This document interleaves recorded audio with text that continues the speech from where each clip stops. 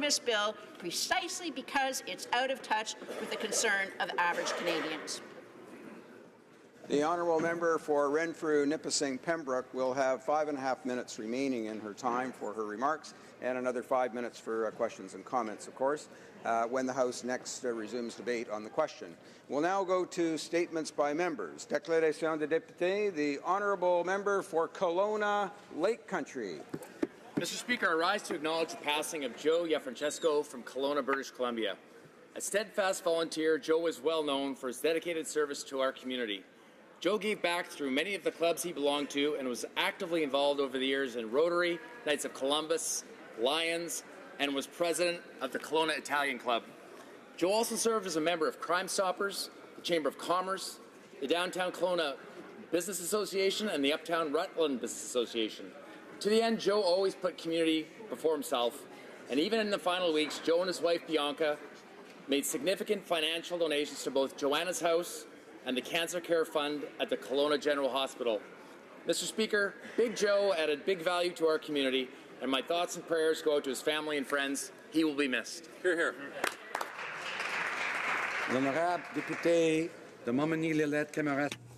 The honourable member for Montmagny-Lillette. Mr. Speaker, today I'm going to be wearing a bow tie instead of a mustache. In my riding, they have offered me the chairmanship of Covember instead of Movember, and I have accepted.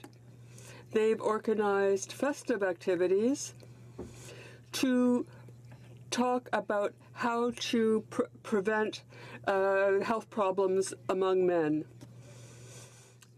Ticovember will be November 17th from noon to midnight. I thank the dance school in the region for having lent us its space. The money raised will be shared among various charities in Kamouraska and elsewhere. I hope that you are a good dancer, Mr. Speaker, because I would invite you and all parliamentarians to come and attend our dance marathon for charity. The honourable member for Steveston, Richmond East. Mr. Speaker, je prends la parole aujourd'hui afin d'affirmer. Mr. Speaker, I rise today to assert my solidarity with the Jewish community in Richmond. I feel privileged to represent one of the most diverse ridings in Canada, and the Jewish community is an integral part of it. Allow me to share at a Shabbat dinner at Beth Tikva. I enjoyed having lunch with Rabbi Beidelman at the Chabad Seniors Luncheon, and I've had many great conversations with Mike Sachs and Rabbi Levi Vernai at the Bayat. I also want to thank Toby Rubin and everyone at the Kahila Society of Richmond for all the great work they do, and Mr. Speaker, I look forward to attending their upcoming Hanukkah lunch. The honourable member for Dartmouth Cole Harbour. Mr. Speaker, this Remembrance Day will mark 100 years since a brave young soldier, in the final moments before the armistice, lost his life, etching the name George Lawrence Price in the history books as the last Canadian and Commonwealth soldier to die in World War I. Price was a Nova Scotian boy, a farm labourer, and after moving to Saskatchewan, he was conscripted in 1917. About a year later, on the 10th of November, Price's battalion took part in an attack on the Belgian city of Mons, tasked with taking the canal. But on the morning of November 11th, only moments before the ceasefire, Price was shot in the chest by a German sniper, dying at 10:58. On this Remembrance Day, we remember the valor, the courage, and the sacrifice of soldiers like Price, who fought and gave their lives for our freedom. Mr. Speaker, please join me in honouring and remembering Nova Scotia's Private George Lawrence Price. Today and every day, we will remember them.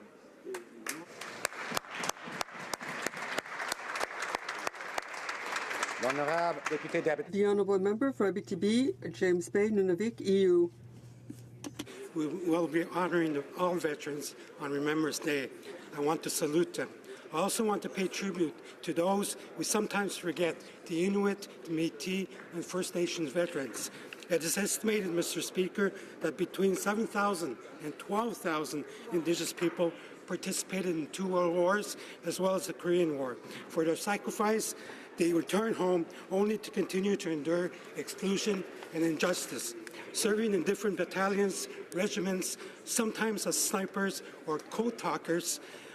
Although there's much work to do, I want to honor them on this 25th Indigenous Veterans Day and extend our sincere miigwech for their invaluable contributions to this country. Mr. Speaker, lest we forget.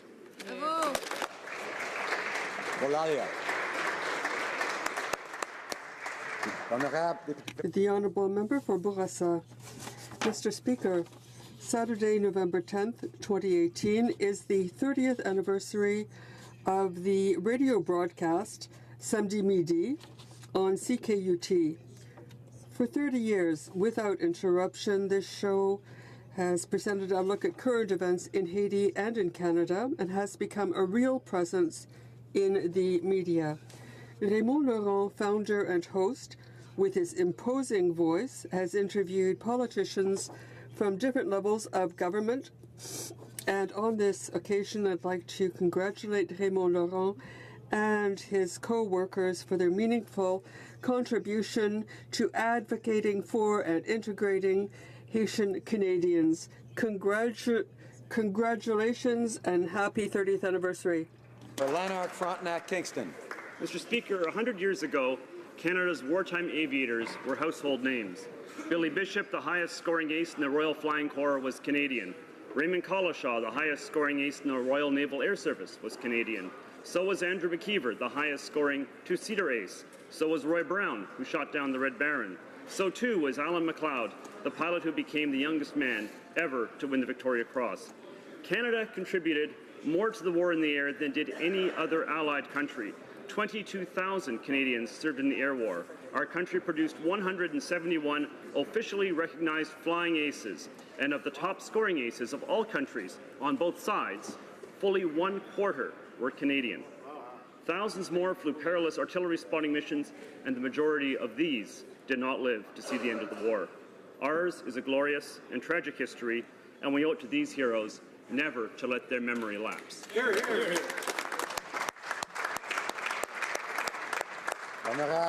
The Honourable Member for Louis-Hébert. Mr. Speaker, I'm proud to rise today to talk about and highlight the work of the Ambulance Cooperative in Quebec, which will celebrate its 30th anniversary. This co-op is the co-op that covers the greatest territory in Quebec. There are 400 members who work day after day to ensure paramedical services of high quality. They are recognized for their leadership and their standards which are above the norm.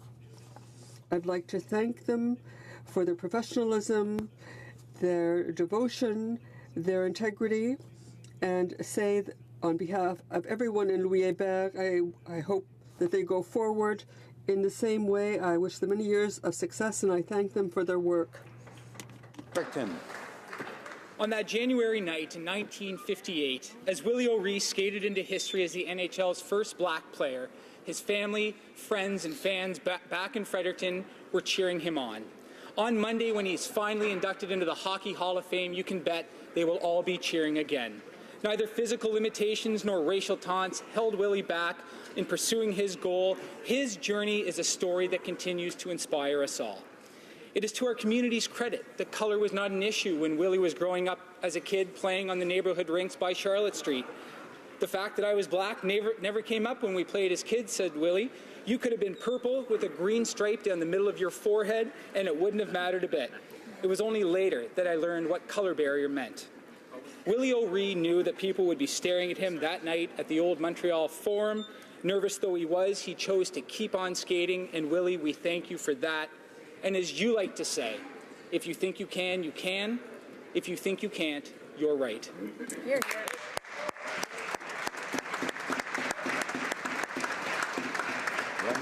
Député de Beauport-Limoilou. The Honourable Member for Beauport-Limoilou. Mr. Speaker, on November 11th, Canadians will gather to remember collectively the many ultimate sacrifices made by our ancestors and our contemporaries. They have died during the Great Wars, but also working for the UN as peacekeepers and in Afghanistan. Let us remember the hundreds of soldiers who died in Afghanistan. One of my constituents died in Afghanistan in 2009, and every year his brave parents lay a wreath on behalf of their son. So let us support them. Let us never forget the sacrifice that Jean-François Drouin made to defend our great confederation. Let us never forget him. Honorable député de Ville-Marie, le Sud-Ouest. The Honourable Member for Ville-Marie, le Sud-Ouest, Île-des-Sœurs. Esatego ni wanizera gehado, negata goa. Aguego anska anti te wahuenuni non quanigunra. Dano te yeti numerado, nedo non quehomwe. Nene wa huntongariage. Ahati yataratne, negana ragoa, soltart goratne. Yeti anontunyo. Dano ci yeti yarak nene wa hunterio. Tanu wahoniheye, chiwaterios goa. Te yeti numerado, tanu, yeti sanakarata, nene wa onkihease, negatiskana, I don't want to tunyunseke. Etonio tunhak, nunquanigunra, chilewehiarak.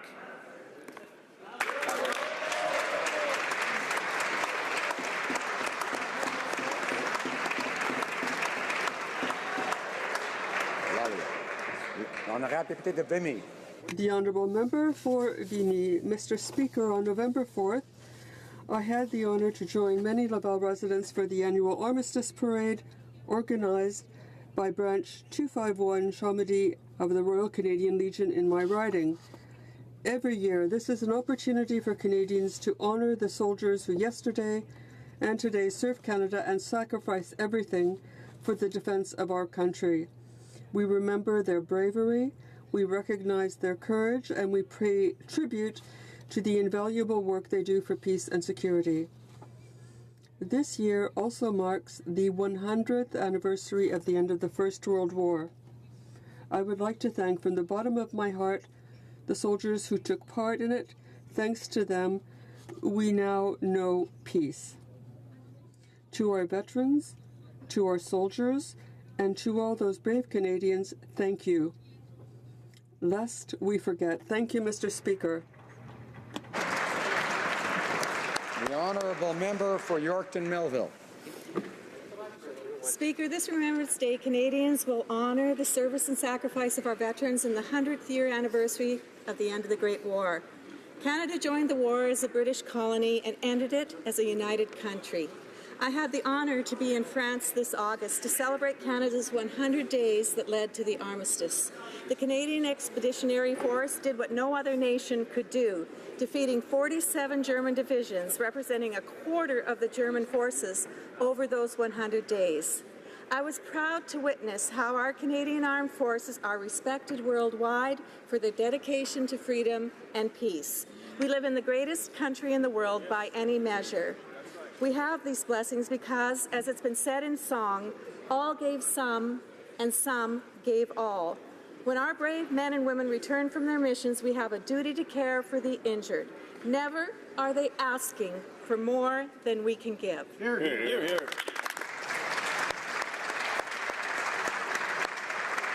The Honourable Member for Sydney, Victoria. Thank you, Mr. Speaker. This Remembrance Day will mark the 100 years since the end of World War I. I rise today to celebrate a town in my riding that has a unique place in the history of the end of the First World War. North Sydney became the first community in North America to celebrate the end of the war. On November 10, 1918, the Western Union Cable Office in North Sydney received a message that the war would end the following day. The message notified that peace was to be observed on the 11th hour of the 11th day of the 11th month of that year. A parade was formed, a concert was held, bonfires were lit, and celebrations continued far into the night. The town celebrated a day before the rest of North America even knew that there was a truce. In all this, North Sydney has been carved as a distinct position in the first community to celebrate the end of the World War. On this November 10th, the 100th anniversary of the date of the message that arrived in North Sydney, I look forward to joining Cape Bretoners at the North Sydney Historical Society celebrating this one-of-a-kind piece of history. The honourable member for Port Moody Coquitlam. Each Remembrance Day, Canadians pause in a collective moment of silence to remember those who paid the ultimate sacrifice in service to our country. In that moment, we remember not only their sacrifice, but their commitment. We recognize our freedom, which they fought so hard to preserve, and we pay homage to their courage. As we mark the 100th anniversary of the end of the First World War and the end of the 65th anniversary of the Korean War, we pay tribute to each and every one of those who made the ultimate sacrifice, and we salute those who returned forever changed by their experience. We will always remember their selfless courage, lest we forget.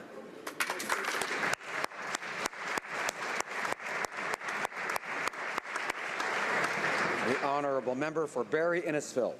When Canadians learned that 8-year-old Tory Stafford's killer was transferred to a healing lodge just 8 years into a 25-year sentence, they were rightly outraged. We heard that outrage from across the country on talk radio and newspaper columns. Anyone who heard this knew it was wrong for Tory's killer to be transferred.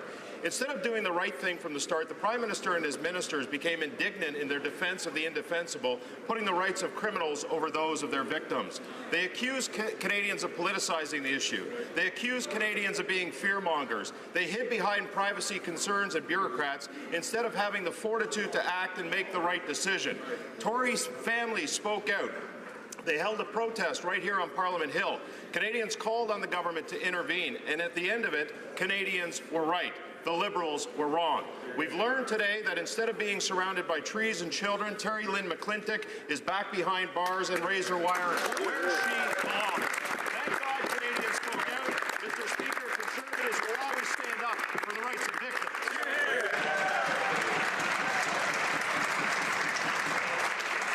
The honourable member for Halifax. Mr. Speaker, Angus Gus Cameron is a veteran and a devoted veterans advocate in Halifax. Last year, Mr. Cameron came to me because he and fellow veterans were rightly disappointed that the then Conservative government had cancelled the Veterans Identification Card. To veterans across the country, that card was a symbol of a nation's gratitude, one that they could carry with them wherever they went, giving them access to the benefits that they had earned through their courageous service to Canada. It was an honour to partner with Gus and his fellow veterans to sponsor a petition to this House calling on our government to reinstate the Veterans ID Card. I'm proud to say that our government answered that call and reintroduced the Veterans Identification Card. I want to thank the Minister of Veterans Affairs and the Minister of National Defence for listening, acting quickly, and delivering for Gus and all of our veterans. In this Remembrance Day, let us never forget the tremendous debt of gratitude we owe our veterans. Thank you.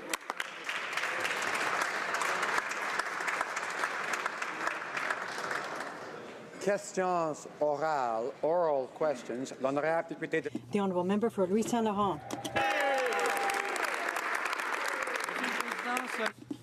Mr. Speaker, this morning 3,000 Canadians woke up with bad news. 3,000 workers at Bombardier, including 2,500 in Quebec, will be losing their jobs. Our thoughts are first and foremost with them. 2 years ago, you'll recall, Mr. Speaker, the Liberal government decided to loan Bombardier $375 million.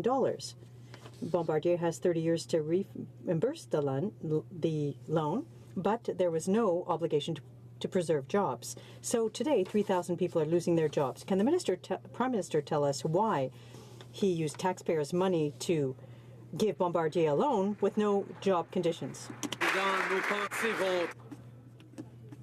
Mr. Speaker, our thoughts are with the people affected by this morning's announcement.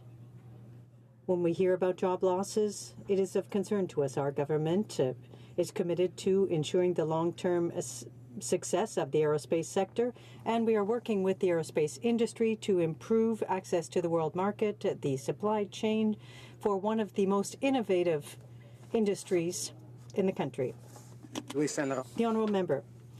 Mr. Speaker, he should have thought of that 2 years ago when he lent to Bombardier $375 million in taxpayers' money. But at the same time now, the saga surrounding the member for Saint-Léonard is patently ridiculous. We've finally learned that he's going to step down. When? January 22nd. Exactly 9 months minus a day prior to the next election. So there won't be a by-election, and as a result, the people for Saint-Léonard won't have a representative in the House until the next general election. Why is the Prime Minister playing with democracy? The Right Honourable Prime Minister. Mr. Speaker, the member in question has published a statement and has identified the files he is working on and on which he will continue to work to serve his community until January. The Honourable Member. Mr. Speaker, the Prime Minister is flouting democracy. 300,000 Canadians don't have an MP because he's refusing to hold by-elections, and now he's got it all staged so that the member for Saint-Léonard isn't stepping down. What the member said is that he had a special exemption from the Prime Minister. Can the Prime Minister inform Canadians why, in fact, he has a special mission that prevents him from coming to the House? The Honourable Prime Minister. The member in question has stated that he will be leaving his position in January. He has also shared the files he will be working on between now and then to serve his community. We expect that all members of the House work in the best interest of their constituents. Is finally back behind bars where she belongs. Canadians were outraged that a child killer more than a decade away from parole eligibility was moved to a fenceless healing lodge. Each and every one of these Liberals voted against our motion that would have forced Tory's killer back behind bars, saying they didn't have the power to do the right thing. Will the Prime Minister apologize to Tory Stafford's family for forcing them to fight against him and his government to put Tory's killer back behind bars? The Right Honourable Prime Minister. Mr. Speaker, our hearts go out to the family of Tory Stafford for the loss they endured. The Minister of Public Safety asked the Commissioner of the Correctional Service to review the transfer decision in question and their policies on offender transfers. Following that review, he has provided direction to improve transfer policies on medium security women offenders to facilities without a directly controlled perimeter. These changes will help ensure guilty parties are held accountable while fostering rehabilitation so we can have fewer repeat offenders, fewer victims, and ultimately safer communities. For Chilliwack Hope. Mr. Speaker, the Prime Minister has just admitted he had the power from day one to do the right thing and put Tory Stafford's killer behind bars. Instead, he hid behind bureaucrats. He hid behind the Minister of Public Safety when all along he had the power. He forced Tory Stafford's family to fight against the government to get justice for their murdered daughter. Will he apologize to them for making them come to Ottawa to fight against this government to do the right thing? Right Honourable Prime Minister. Mr. Speaker, I cannot even say how much our hearts go out to Tory Stafford's family. We understand, we hear their anguish. That is why the Minister of Public Corrections asked Public Safety asked Corrections Canada to review their policies and to ensure that they are changed going forward. That is exactly what happened, Mr. Speaker. Honorable député de Rimouski. The Honourable Member for Rimouski-Nejet-Témiscouata-les-Basques. Mr. Speaker, this morning Bombardier announced it would be laying off 2,500 employees in Quebec, and the leaders are coming out with the same old song, it's to save money. However, in 2017, the 6 executives gave themselves a 50% raise, bringing the amount up to $42 million, receiving hundreds of millions of dollars in public funding, lining the pockets. This is unacceptable, Mr. Speaker. How long will the government continue to pad the wallets of these business leaders instead of standing up for workers? The Right Honourable Prime Minister. Mr. Speaker, our thoughts go out to the families and the communities affected by this morning's announcement. We are always very concerned when we hear about potential job losses. Our government is committed to ensuring the viability and success for the long term of the Canadian aerospace industry. We will work with the aerospace industry to improve access to global markets for one of the most innovative industries in the country. The honourable member. Mr. Speaker, the Prime Minister should have ensured that this money wasn't going into the pockets of the leaders. That it will cut 5,000 jobs. The company said these measures will result in savings of $250 million per year. But let me remind you of something. In February 2017, Ottawa loaned $372 million to Bombardier. And guess what? In March of that year, salaries of the top 6 leaders of the company increased by 50% to reach $42 million. Liberals could have made that loan conditional to no bonuses and job protection. Why didn't they? Right Honourable Prime Minister. Mr. Speaker, our hearts go out to the workers, their families, and the community's impact by this morning's announcement. We're always concerned to learn about any possible job losses. Our government is committed to the long-term viability and success of the Canadian aerospace sector. We will work with the aerospace industry across Canada to improve access to global markets and supply chains for one of the most innovative and export-driven industries in the country. Honourable member for Essex. Yesterday, the Prime Minister decided he will not take part in the signing of the USMCA alongside Donald Trump if tariffs are still in place.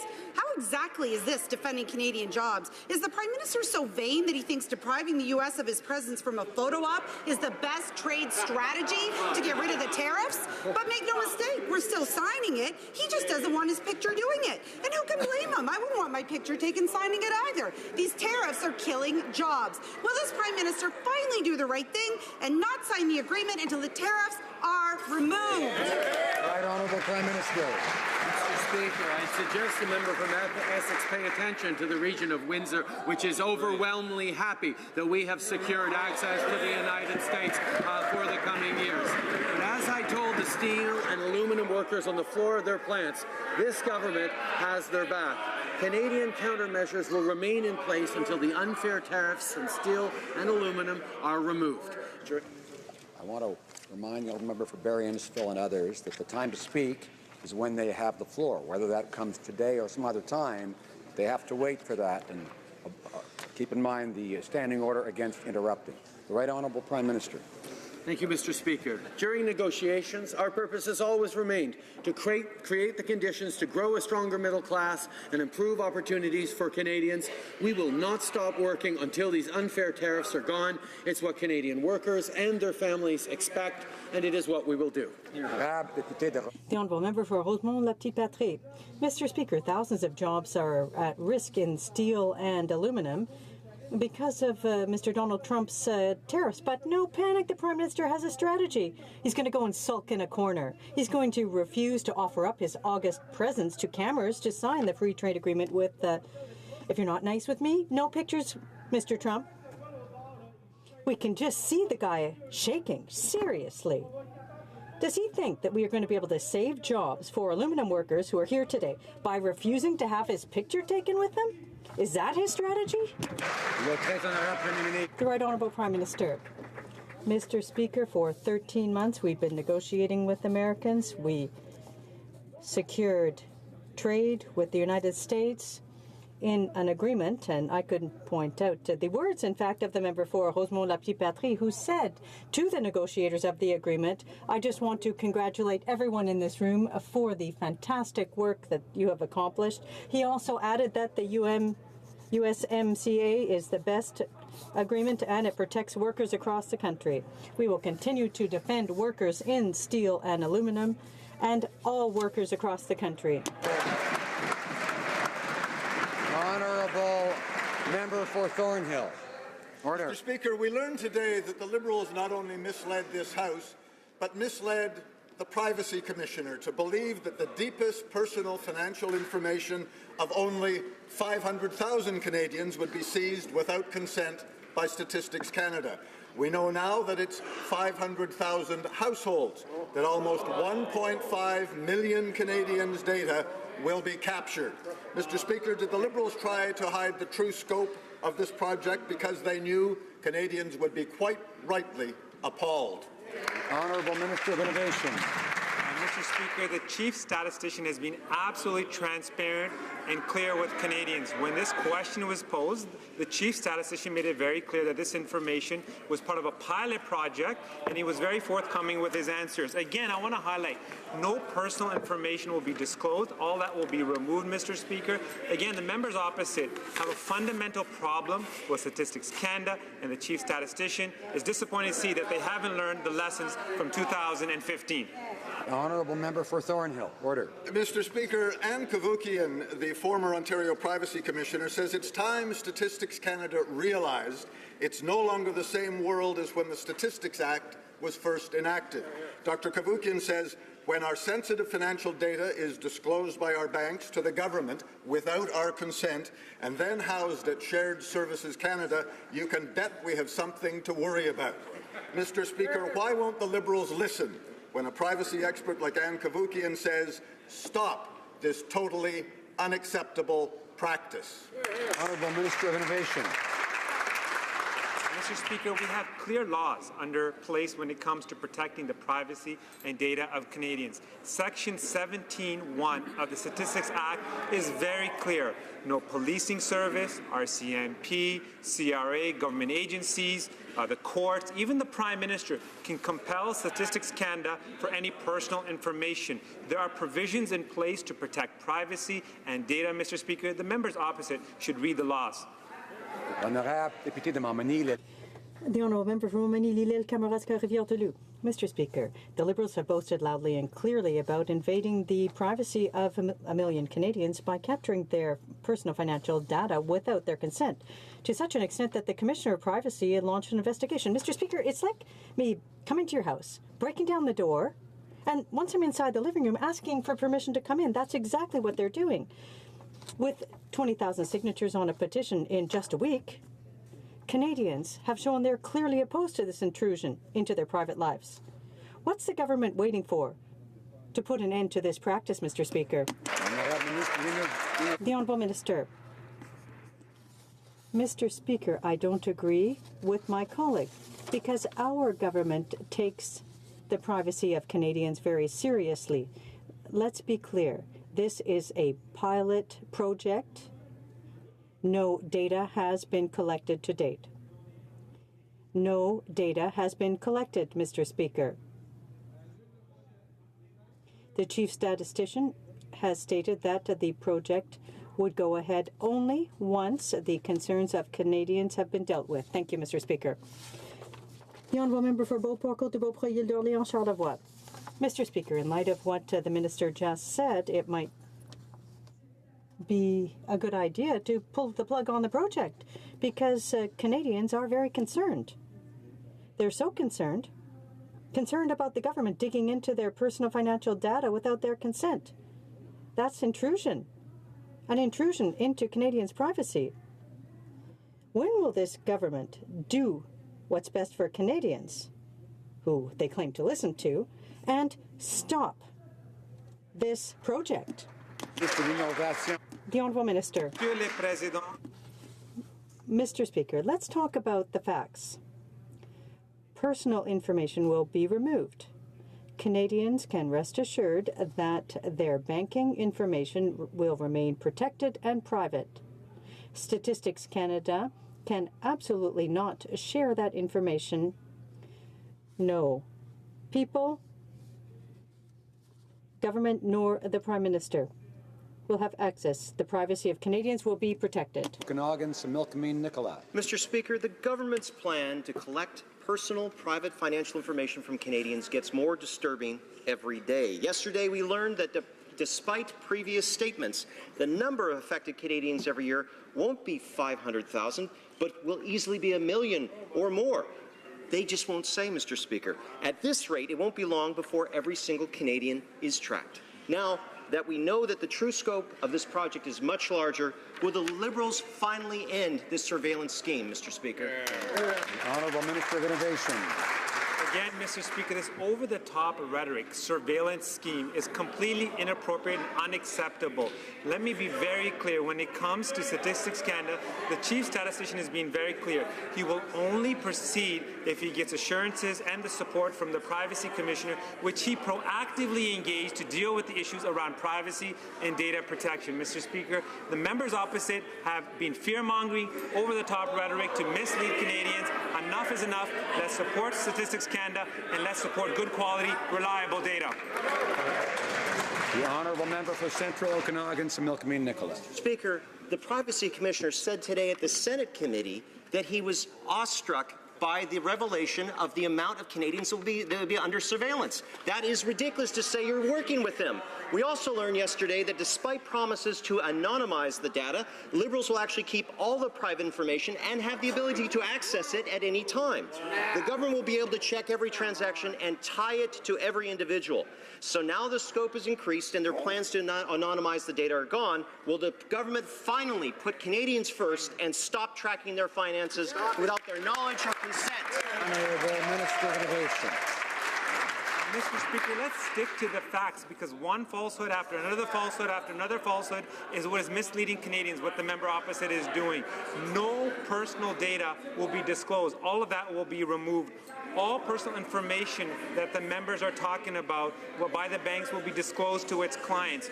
No breaches with Statistics Canada server has occurred. And proactively, the Statistics Canada's agency has proactively engaged with the Privacy Commissioner. And as I've mentioned, under Section 17.1, no government, either Conservative, Liberal, I didn't mention the other party, nor Liberal or Conservative government can compel Statistics Canada, Mr. Speaker.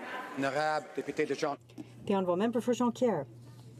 Mr. Speaker, the Liberals refuse to amend the Bankruptcy Act, and workers always end up with crumbs. Workers at Sears Canada spent their lives working and contributing to their pensions. Shareholders at Sears received $509 million. And what did the company give workers? Nothing. The most vulnerable are the ones paying the price once again. What is the government waiting for to change the Act and put an end to this kind of pension theft? The Honourable Minister of Innovation. Difficult this is for the workers at Sears and the pensioners. Our government has been very clear about supporting pensioners. We brought in the Wage Earner Protection Program. We've also strengthened the Canadian Pension Plan as well, Mr. Speaker. In the last budget, we've indicated a desire to work through a whole-of-government approach to make sure we provide additional security measures for pensioners. With respect to this particular issue that the member opposite has raised, the CCAA process has made it very clear that there are some issues, and the fact that they are addressing these issues the monitor has put forward indicates that the process is working. Honourable member for Hamilton Mountain. So we're talking about pension theft, not about CPP.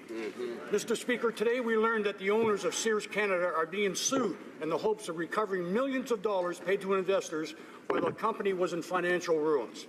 This is the same kind of corporate theft I was asking the Seniors Minister about last week when she accused me of providing misinformation.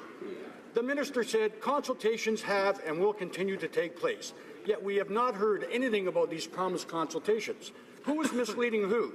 Will the Seniors Minister release a list of today of all the people she has consulted and a schedule for the formal consultations promised in the budget?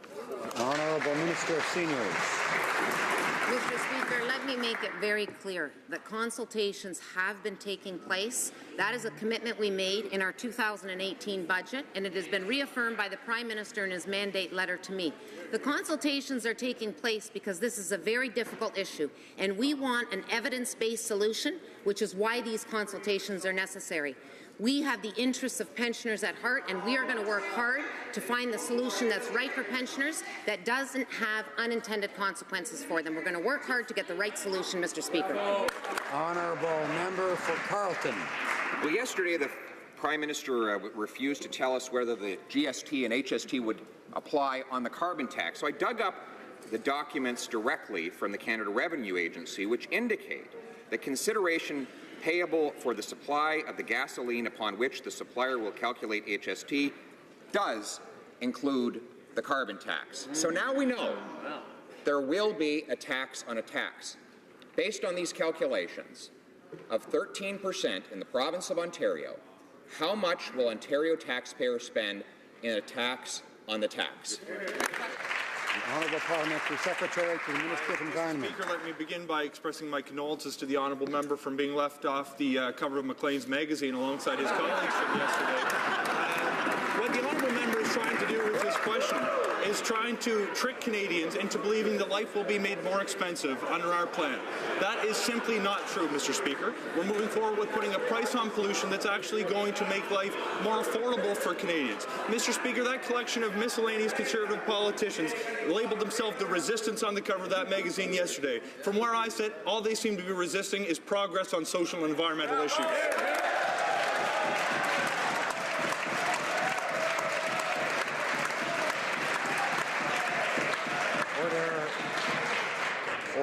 Order.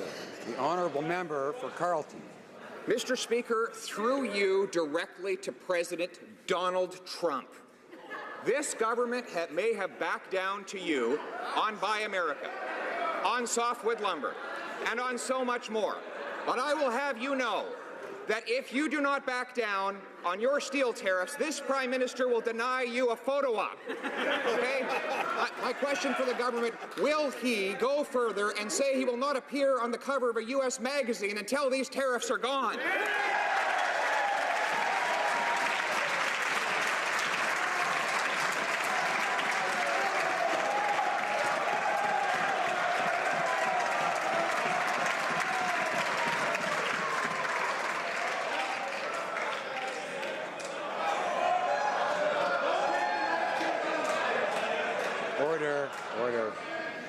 Order. I think I'll just speak to colleagues here when I can get their attention. Order.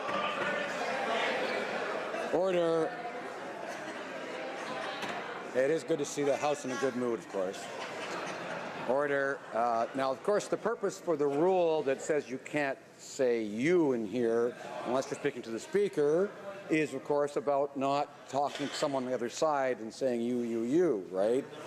And therefore, I guess that's a bit different. It's unorthodox, but I'm going to allow that in this.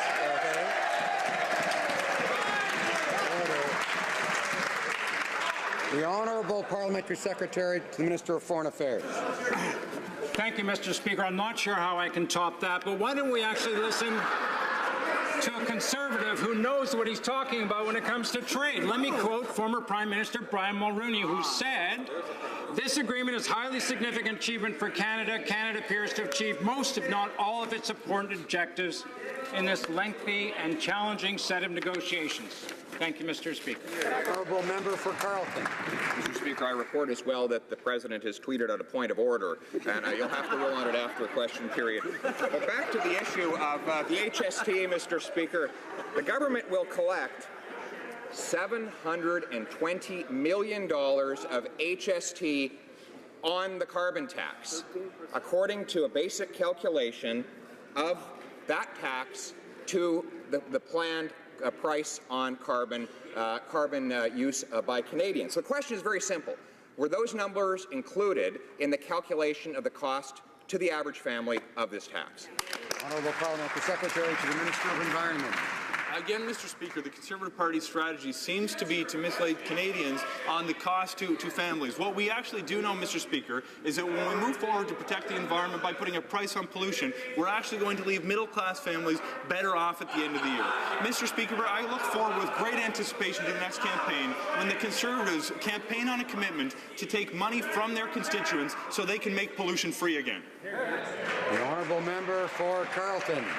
But that is exactly his policy. The government is proposing to take money away from all of our constituents when they commit the crime of filling up their gas tank to drive to work or heating their home in minus 40-degree weather, while they make pollution absolutely free to large industrial corporations that emit more than 50,000 tons of greenhouse gases. And then at the same time, they claim that they can take $10 in taxes for every $9 in rebates, and somehow taxpayers will be better off.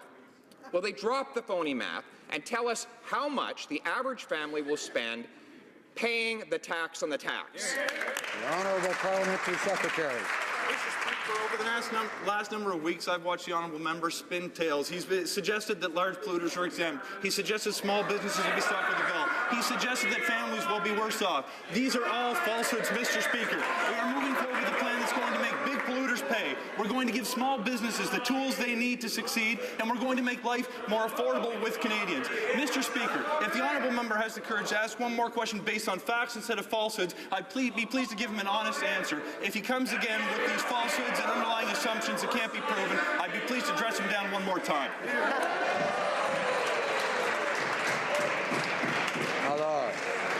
Order. The Honourable Member for Oshlego.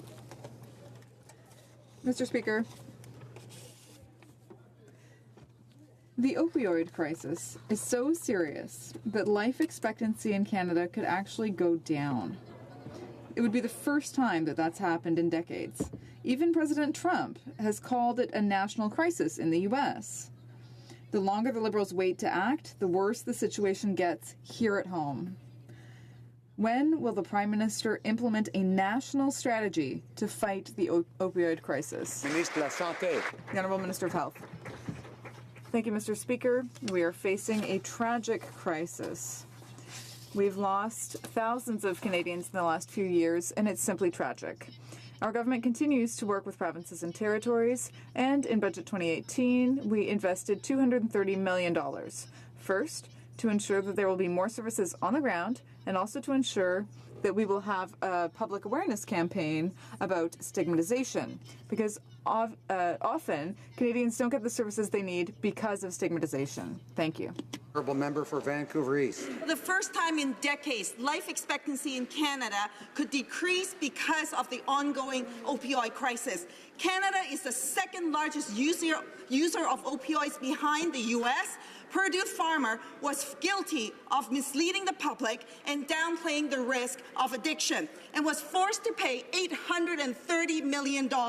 It's time for the Prime Minister to stand up to Big Pharma and seek justice for families. Will he launch a criminal investigation into opioid manufacturers and seek compensation for costs of addressing the opioid crisis? Honourable Minister of Health. Crisis when it comes to the opioid situation, and we are deeply troubled with the numbers of Canadians, the numbers of loss of life that we've seen. In Budget 2018, I'm pleased to say that we invested over $230 million. $150 million of that is to provide emergency treatment for people on the ground. And finally, investments are made to put in place an anti-stigma campaign, as we recognize that many individuals do not receive the treatment they need because of the stigma that exists. Thank you, Mr. Speaker. The Honourable Member for Ottawa-Vanier. Mr. Speaker, Canadians know that diversity is a strength, and linguistic duality in Canada is at the heart of who we are. Francophone and Acadian communities are facing demographic challenges, and we know that immigration plays an essential role in developing the vitality of these languages, including right here in Ottawa-Vanier. We have set up ambitious Francophone immigration targets outside of Quebec between now and 2023, and we're working hard to meet those targets. Can the Minister update this House on the progress that's been made? The Honourable Minister of Immigration. I thank the member for her question. Our government is taking historic measures to attract new Francophone immigrants. Yesterday, I had the pleasure of announcing $11 million that will go to help Francophone immigrants prepare for their new life in Canada. There will be new services to help them as well. And we are making French language testing more accessible and affordable. We need to understand the importance of Francophone immigration. Honourable Member for Battle River Crowfoot. Mr. Speaker, those who served our country deserve our utmost respect, gratitude, and support. However, complaint after complaint rolls in about this Liberal government's neglect of veterans and their needs. My constituent writes, I am a military veteran. In mid-April, Veteran Affairs Canada received all my documents for reassessment of my disability, and yet almost 6 months later, I still await a decision.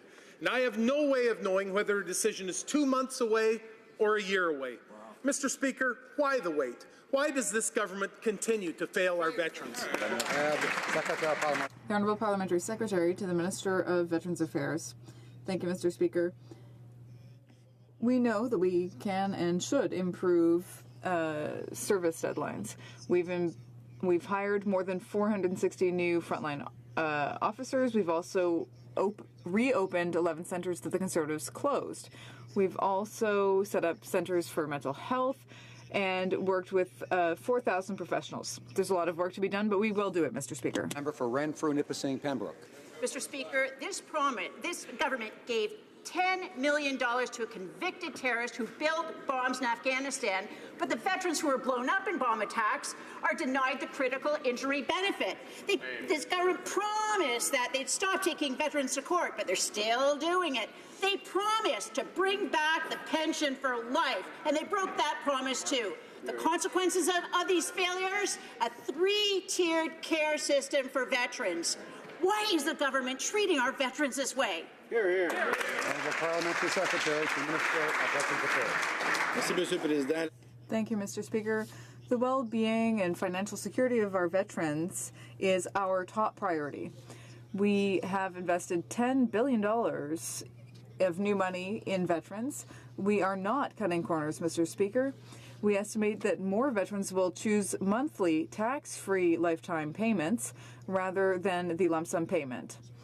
So this way, the budget is spread out over a longer period. The Honourable Member for Beauport-Limoilou. Mr. Speaker, it's not just a question of investments.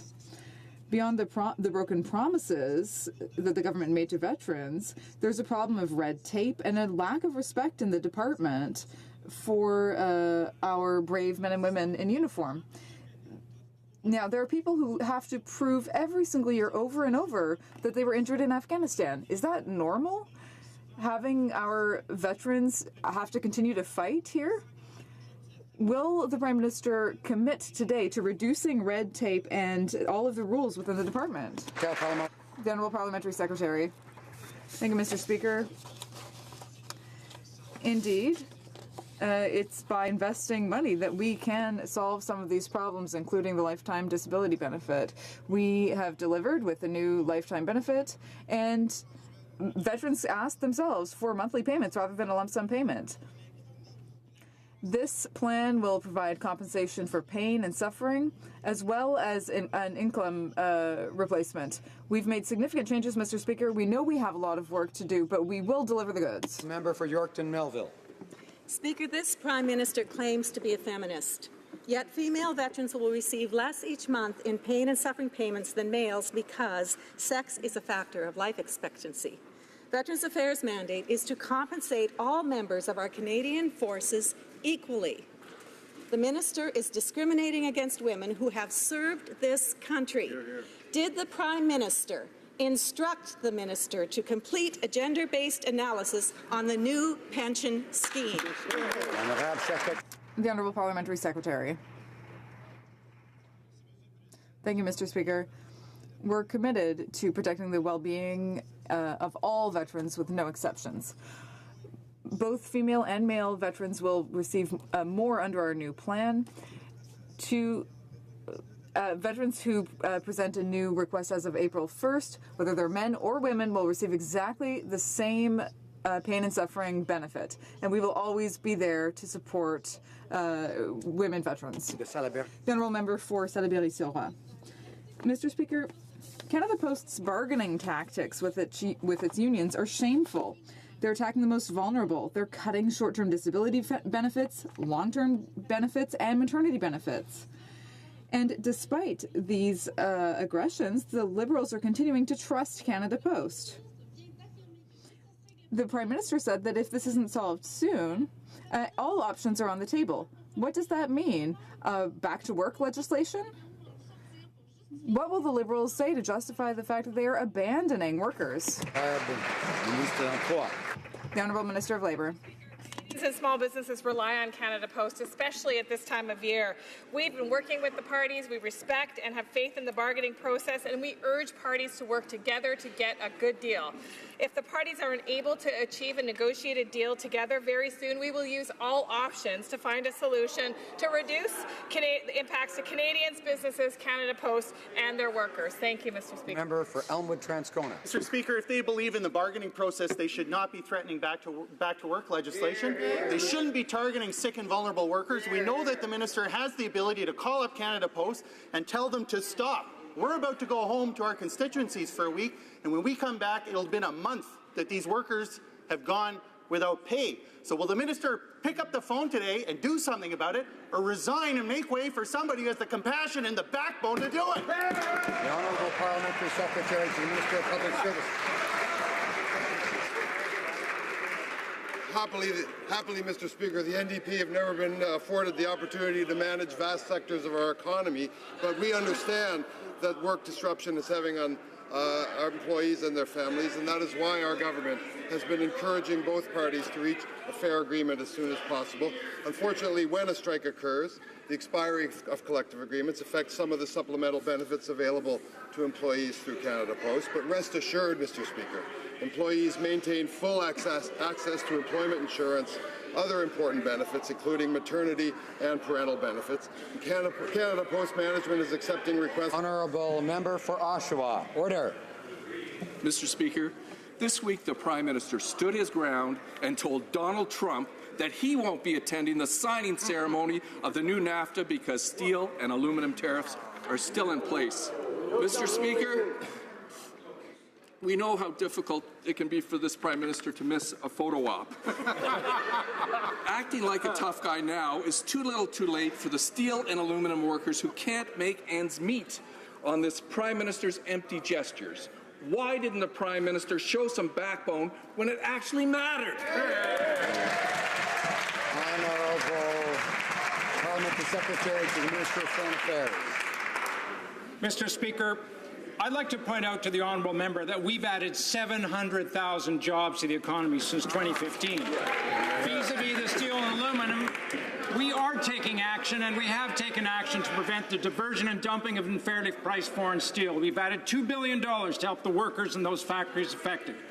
We've consulted widely on possible trade remedies and measures. We've heard from the interested stakeholders and shareholders, and we're considering options as we move ahead, Mr. Speaker. USMCA is a good deal for Canada, and we're proud that we achieved it. Thank you. Honorable. The Honourable Member for Mégantic-L'Érable. Well, they must be proud of the deal, Mr. Speaker. But the Prime Minister will not be attending the signature. There won't be a photo op with Mr. Trump. That's the reality. That's the Liberals' secret weapon, Mr. Speaker, to ensure that they're going to protect Canadian steel and aluminum workers. The Prime Minister will not be there for the photo op. Mr. Speaker, why is the Prime Minister so afraid of a photo with Donald Trump, and why doesn't he stand up to Donald Trump to defend steel and aluminum workers? The Honourable Parliamentary Secretary. Mr. Speaker, to start, I want to make sure that everyone is clear that we added more than 700,000 good jobs since 2015. We are working very hard and very successfully to protect the steel and aluminum industries here in Canada. For Battle River Crowfoot seems to forget that the time to speak is when he has the floor. He seems to think he doesn't need to have the floor in order to speak. And, of course, the danger of that is that he might not have it for quite a while. All right? The Honourable Parliamentary Secretary has the floor.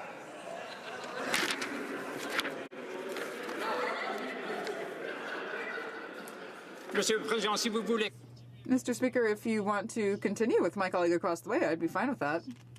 No? Oh, thank you. Well, Mr. Speaker, we have made $2 billion available to defend and protect the interests of these industries in Canada. We also have targeted compensation for manufacturers who are facing exceptional circumstances. Thank you. The Honourable Member for Belleville-Jacques-Cartier. Thank you, Mr. Speaker. Everyone knows that there is a labour shortage and that we need to take action quickly. I've had a number of meetings to move forward on a file with a group of entrepreneurs who are ready to act and invest to resolve this labour shortage. But the file has been blocked at the Labour Department. We need to support our regions and businesses so that they can remain competitive. I encourage the Prime Minister to give some instruction to the Minister of Labour to authorize the pilot project. When will the Liberals act, Mr. Speaker?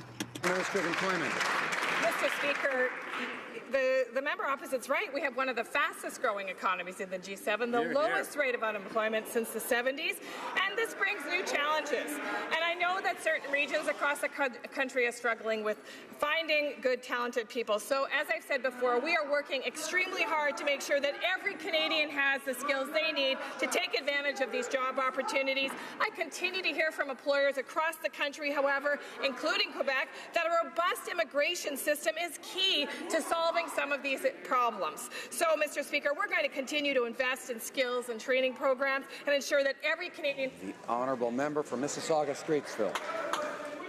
Mr. Speaker, constituents in my riding have identified gun and gang violence as a significant public safety issue, which must be urgently addressed. Last November, the Minister of Public Safety and Emergency Preparedness announced funding that would help support a variety of initiatives to reduce gun crime and criminal gang activities. Can the Parliamentary Secretary to the Minister of Border Security and Organized Crime Reduction kindly update this House on our government's efforts to reduce gun and organized crime across the country? Honourable Parliamentary Secretary. Mr. Speaker, I'd like to thank my colleague from Mississauga-Streetsville for his question and his tireless advocacy on this issue. The safety and security of Canadians are top priorities for our government, and today we announced an investment of $86 million to help stem the flow of illegal firearms into Canada and providing necessary equipment and technology to both the CBSA and the RCMP. We're listening to the concerns of Canadians while the Conservatives want to weaken firearms laws without consultation. Canadians can continue to have tremendous confidence in the work carried out by these agencies, and we will continue to work with them to bolster prevention and enforcement programming. Thank you, Mr. Speaker. The Honourable Member for Chicoutimi-Le-Fjord.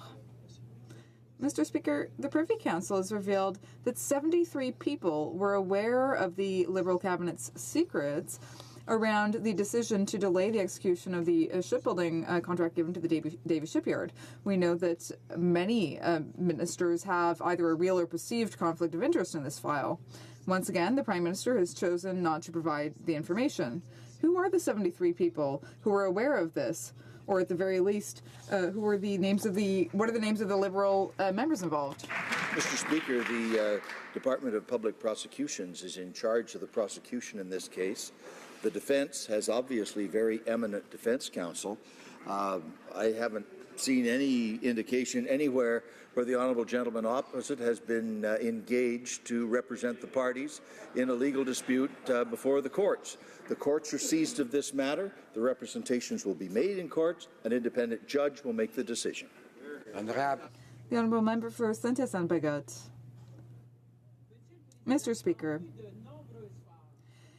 the employment insurance system has many shortcomings, including the black hole or spring gap, and a mere 15 weeks for sickness benefits, and the selection criteria for EI are sexist.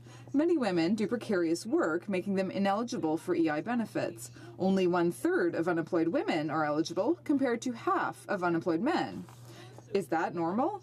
When will this so-called feminist government finally open its eyes and reform this outdated, discriminatory, and sexist employment insurance system?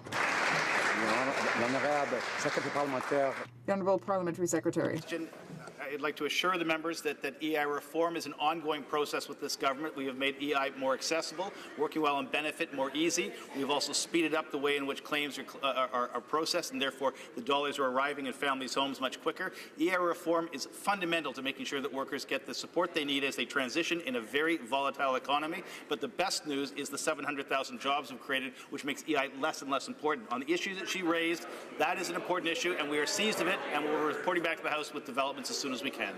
Honourable Member for Perth Wellington. Mr. Speaker, farmers across southern Ontario are facing high levels of vomitoxin in this year's corn crop, making it unusable as livestock feed or for ethanol.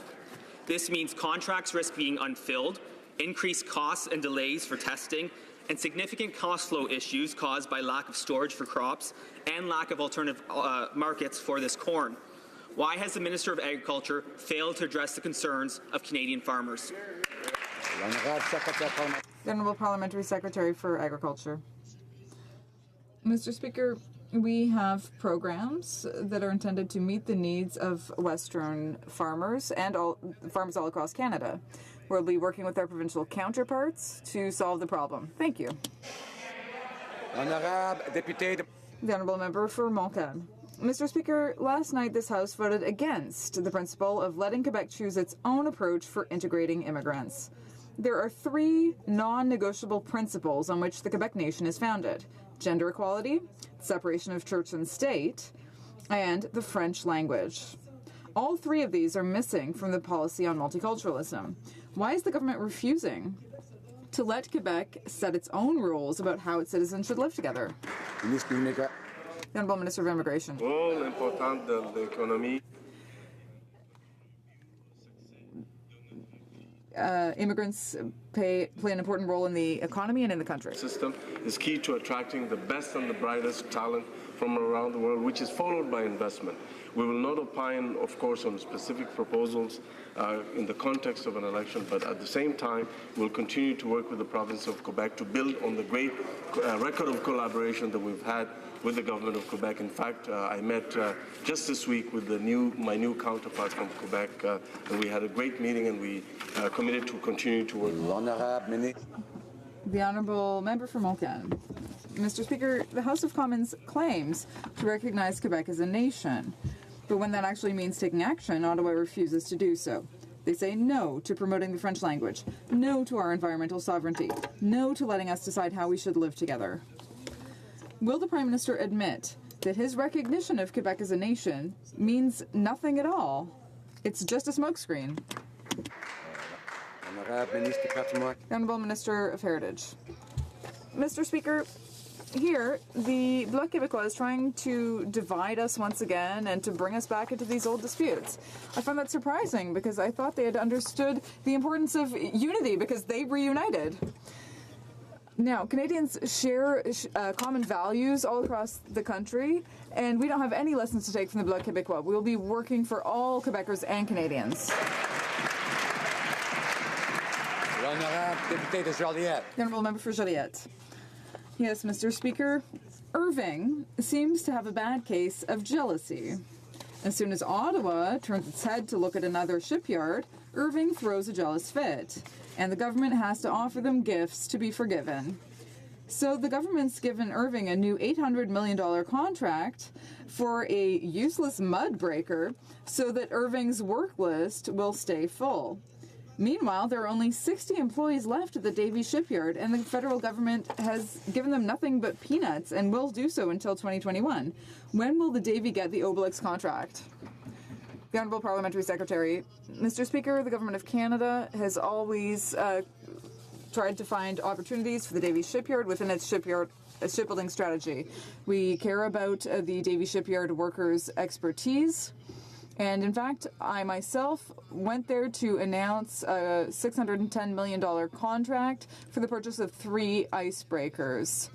And on November 1st of this year, Mr. Speaker, we announced our intention to have a maintenance contract worth $7 million to 3 shipyards, including the Davie shipyard.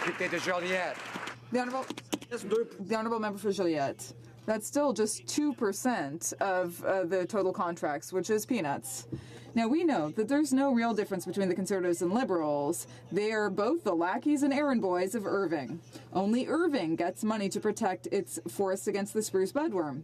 Irving pushes for the revival of the Energy East pipeline so that it can fill its pockets while polluting the earth. Irving has accumulated so many federal contracts that it's behind schedule. When will the Liberal government stop giving everything to this corporate behemoth and finally give some real contracts to the Davie shipyard?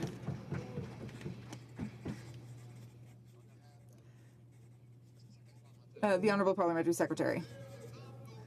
Well, here's the best example that the Liberals and Conservatives are not the same. The Conservatives gave no contracts to the Davie shipyard, and the Liberals have given them big contracts. Hello. Order. The Honourable Member for Repentigny is rising on a point of order. Yes, Mr. Speaker. Since there has been a significant increase in rail accidents in Canada, I'm sure that I will receive unanimity for the following motion that the National Transportation Safety Board reverse its position and maintain the monitoring of the transport of flammable liquids such as gas and the type of gas which led to the accident at Lac Mégantic, as is being asked for by the Quebec Federation of Municipalities. Is there unanimous consent? No, there is no unanimous consent. Thanks. I wonder whether my colleague has anything to say about the major cuts in media newsrooms. That is a question of debate. The usual Thursday question.